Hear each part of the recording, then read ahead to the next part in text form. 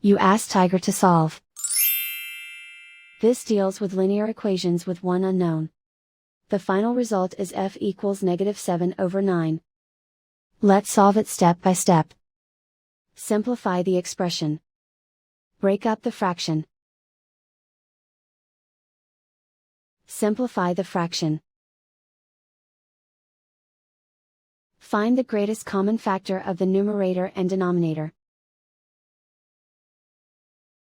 Factor out and cancel the greatest common factor. Group all constants on the right side of the equation. Subtract 7 from both sides. Simplify the arithmetic.